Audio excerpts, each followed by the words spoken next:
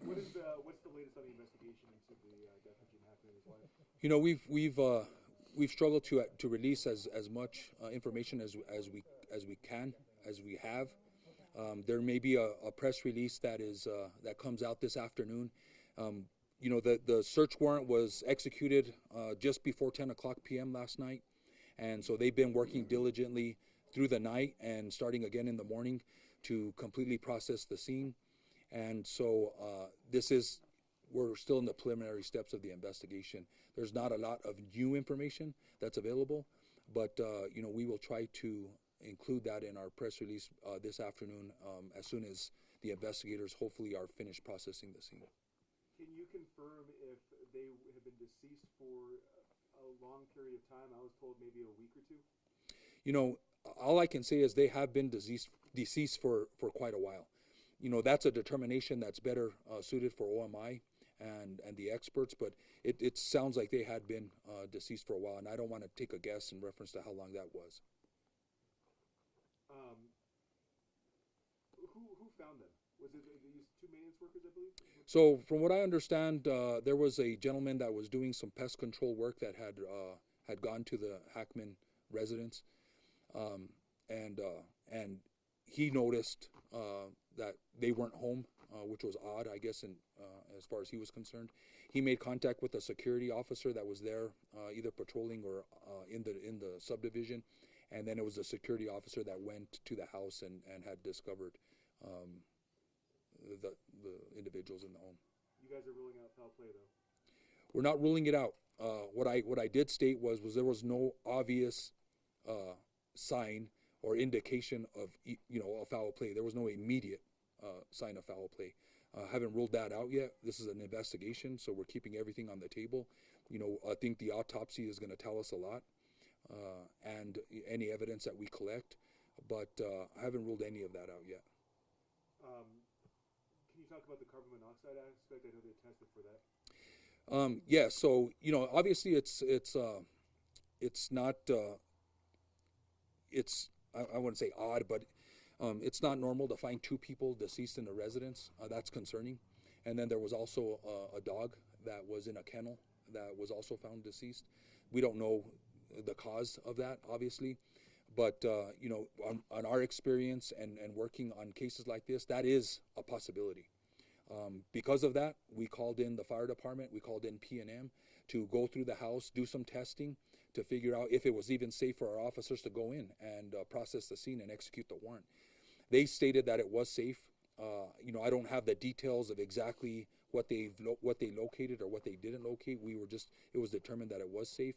We had been going in and out of the house. I don't know if that affects, you know, if there was a concentration of any gas, including carbon monoxide. So, you know,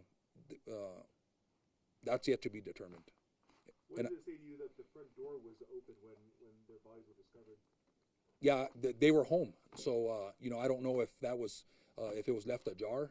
There was no indication of a struggle. There was no indication of anything that was missing from the home or disturbed. You know, that would be indication that there was a crime that had occurred. There was no indication of that. As far as, you know, there could be a multitude of reasons why the door was open. Obviously a very high-profile case.